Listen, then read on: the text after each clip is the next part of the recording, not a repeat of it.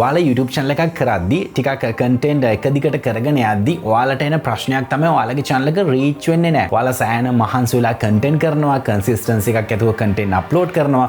හැබැයි ඔයාලගේ channel එක reach වෙන්නේ නැහැ. ඉතින් මේකට පොඩි හේතු කිහිපයක් බලපානවා. සහ ප්‍රධාන වශයෙන්ම අද මම කතා කරන්නේ YouTube එකේ තියෙන ප්‍රධාන strategy එකක් ගැන. ඒ කියන්නේ උපාය මාර්ගයක් ගැන. ඉතින් මේ උපාය මාර්ගය ඔයාලට පාවිච්චි කරලා හැකියාව තියෙනවා. ඔයාලගේ YouTube channel එක next level එකට ගෙනියන්න සහ අලුත් audience එකක් ඔයාලගේ channel එකට attract කරගන්න. කතා කරමු මේ ගැන.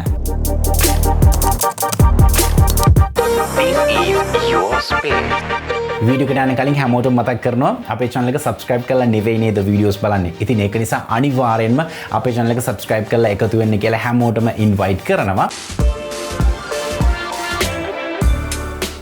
ඉතින් ප්‍රධාන වශයෙන්ම අපිට අපේ channel එකේ content කරන් යද්දි ඔයා ඕනම topic එකක් යටතේ contents කරනවා වෙන්න පුළුවන්.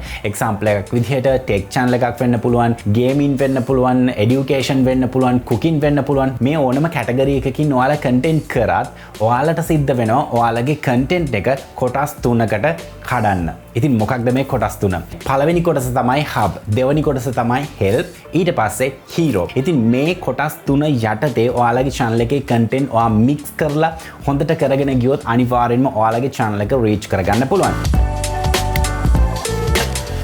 අපි මුලින්ම කතා කරමු hub content ගැන.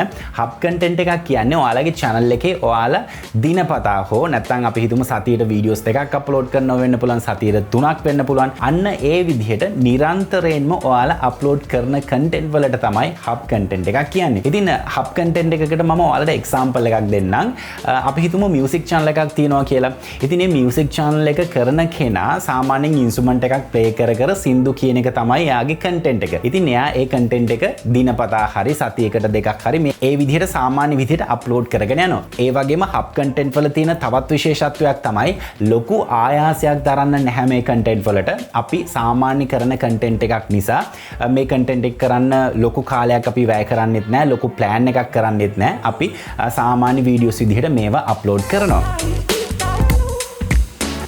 ඊට පස්සේ අපිට බලා ගන්න පුළුවන් වෙන කැටගරි එක තමයි help කියන කැටගරි එක. නැත්නම් මේක educational කියලාත් අපි හඳුන්වනවා. ඉතින් ඔයාලා නිතරම YouTube එකේ අපි හිතමු ඔයාට මොකක් හරි දෙයක් දැනගන්න ඕන නම් ඔයා මොකක්ද search කරන්නේ? මොන විදිහටද search කරන්නේ?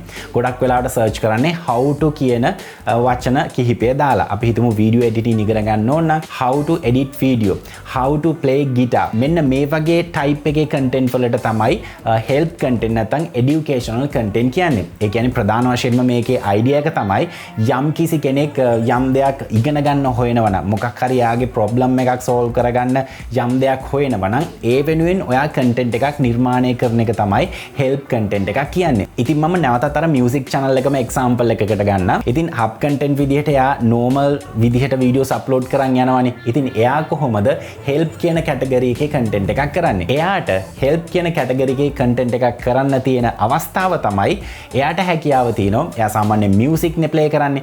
ඉතින් එයාට හැකියාව තියෙනවා කොහොමද එක දවසෙන් ගිටාර් එකක් ප්ලේ කරන්නේ. ඒ වගේම කොහොමද මෙලඩි එකක් හදන්නේ. නැත්නම් මියුසික් කම්පෝස් කරන software එකක් ගැන මොකක් හරි ටියුටෝරියල් එකක් කරන්න පුළුවන්. ඉතින් මෙන්න මේ විදිහට එයාට හැකියාව තියෙනවා educational නැත්නම් ටියුටෝරියල් type එකේ content කරන්න. අන්න ඒ විදිහට තමයි ඔයාගේ සාමාන්‍ය content එක help content එකක් විදිහට convert කරගන්නේ. හරි, ඊට පස්සේ අපිට බලා ගන්න පුළුවන් වෙන්නේ hero content. ඉතින් hero content එක තමයි ඔයාලගේ channel එකේ key point එක. නැත්නම් ඔයාලගේ channel එක රැයකින් සෑහෙන හිතා ගන්න බැරි තත්වයකට ඔසවලා තියන්න පුළුවන් content type එක.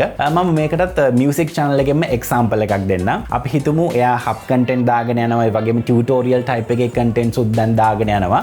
ඉතින් මේ දවස්වල මොකක් හරි සින්දුවක් ටිකක් viral යනවා. නැත්නම් හිතා ගන්න බැරි විදිහට ප්‍රසිද්ධ වෙනවා.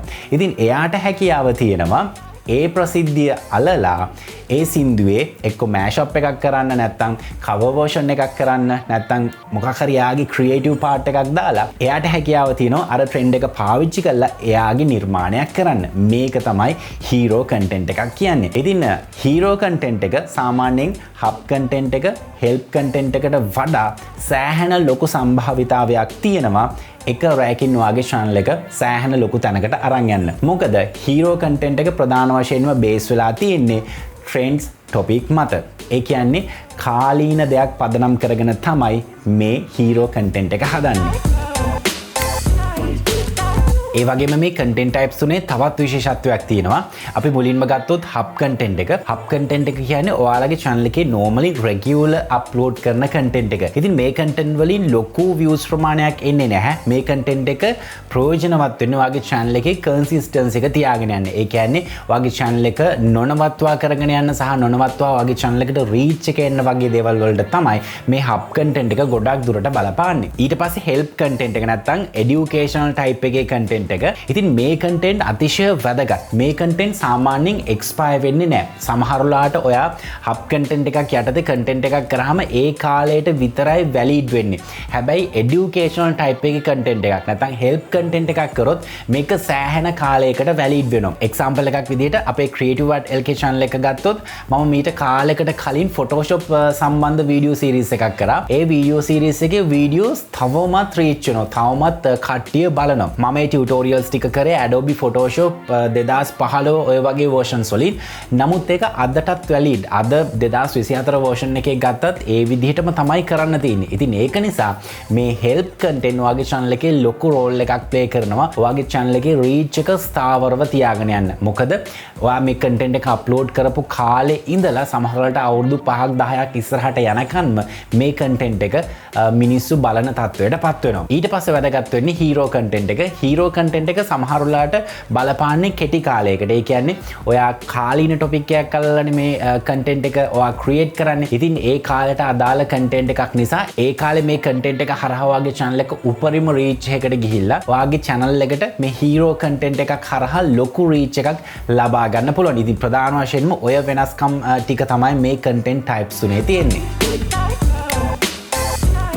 මේ වැඩේ තව පොඩ්ඩක් ඔයාලට පැහැදිලි වෙන්න ඔයාලා දන්නම ටොපික් එකක් මම තව එක්සැම්පල් එකකට ගන්නම්. ඒ තමයි ටෙක් ෆීල්ඩ් එක. අපි හිතමු ඔයා ටෙක් channel එකක් කරනවා. ඔයාගේ hub content එක විදිහට ඔයා සාමාන්‍යයෙන් mobile phone review, tech gadget review වගේ දේවල් කරගෙන යනවා. ඒක තමයි ඔයාගේ hub content එක. ඉතින් ඔයා කොහොමද ටෙක් channel එකක් කරනවා නම් help content එකක් කරන්නේ? අපි හිතමු කෙනෙක්ට අවශ්‍යතාවයක් තියෙනවා mobile phone එකක් sell කරන්න. හැබැයි sell කරද්දී තියෙන ප්‍රශ්නේ තමයි අපේ photos, videos මේ වගේ අතිශය පෞද්ගලික දේවල් අපේ ෆෝන් එකේ තියෙනවා. ඉතින් සමහර වෙලාවට ෆෝන් එක ෆෝමැට් කරත් වෙන කෙනෙක්ට මේක රිකවර් කරලා අරගන්න පුළුවන් chance එකක් තියෙනවා. ඉතින් ඔයාලට හැකියාව තියෙනවා ටෙක් channel එකක් කරනවා නම් කොහොමද මොබයිල් ෆෝන් එකක් සෙල් කරද්දී මේක හරියට ෆෝමැට් කරගන්නේ? data නැවත රිකවර් කරගන්න බැරි විදිහට කොහොමද ෆෝමැට් කරන්නේ? ඉතින් ඒ වගේ ටියුටෝරියල් එකක් කිරීමේ chance එක තියෙනවා. ඒ වගේම තමයි අපි හිතමු මොබයිල් ෆෝන් එක කාට හරි රීසෙට් කරගන්න ඕන. ඒ කියන්නේ අර ෆැක්ටරි රීසෙට් කරන්නේ අපි. අන්න ඒක කරගන්න විදිහ ඔයාලට හැකියාව තියෙනවා ටියුටෝරියල් එකක් කරන්න. ඉතින් දැන් ඔයාලට තේරෙනවා ඇති ටෙක් channel එකක hub content එක මොකක්ද සහ ඒක කොහොමද ටියුටෝරියල් එකක් නැත්නම් educational නැත්නම් help content එකක් විදිහට convert කරගන්න කියලා. හරි. ටෙක් channel එකක් කරනවා නම් කොහොමද hero content එකක් කරන්නේ? hero content එකක් කරන්න ඔයාලට මම පොඩි example එකක් දෙන්නම්. ඉතින් මේ දවස්වල ගොඩක් අර Starlink satellite එක ගැන කතා වෙනවනේ. ඒ කියන්නේ Starlink හරහා කොහොමද ලංකාවට ඉන්ටර්නෙට් ලැබෙන්නේ? ඉන්ටර්නෙට් කනෙක්ෂන් එකේ price එක මොන වගේ වෙයිද? ඉතින් ඔයාලට හැකියාව තියෙනවා මේක ගොඩක් trending topic එකක් නිසා මේක පදනම් කරගෙන හොඳ රිසර්ච් වීඩියෝ එකක් කරන්න. එතනදී ඔයාලට හැකියාව තියෙනවා ලංකාවේ සර්විස් ප්‍රොවයිඩර්ස් ලගේ prices සහ Starlink සර්විස් එක ලංකාවට ආවට පස්සේ මේ price දෙක compare කරන්න, මේ price දෙක මොන වගේ වෙයිද සහ මේකෙන් මොන වගේ benefit එකක් එයිද කියලා ඔයාලට පුළුවන් hero content එකක් කරන්න. ඉතින් එතනදී අර මම කියපු topic එක මේ දවස්වල trending තියෙන නිසා ඔයාගේ content එක සෑහෙන ලොකු audience එකකට යන්න ලොකු chance එකක් තියෙනවා. ඉතින් මෙන්න මේ විදිහට තමයි ඔයාලා මොනම ජාතියේ topic එකක් කරත් ඒ topic එක මෙන්න මේ විදිහට කොටස් තුනකට බෙදලා, ඒ කියන්නේ hub content, help content, hero content කියන කොටස් තුනට බෙදලා ලොකු අවධානයක් ඔයාලගේ channel එකට ගන්න. ඒ වගේම තමයි තව පුංචි දෙයක් ඔයාලට මතක් කරන්න ඕන. අපි හිතමු ඔයා ටෙක් channel එකක් කරනවා. ඔයාට ඕන hero content එකක් කරන්න. ඉතින් ඔයා මේක plan කරගෙන ඉන්න කාලෙම අපි හිතමු කවුරු හරි famous actress කෙනෙක්ගේ හරි actor කෙනෙක්ගේ හරි මොකක් හරි සෑහෙන පෞද්ගලික දේවල් ටිකක් අන්තර්ජාලයට නිකුත් වෙලා තියෙනවා. ඉතින් ඔයාට බෑ මේ ටොපික් එක ඔයාගේ channel එකට ගේන්න.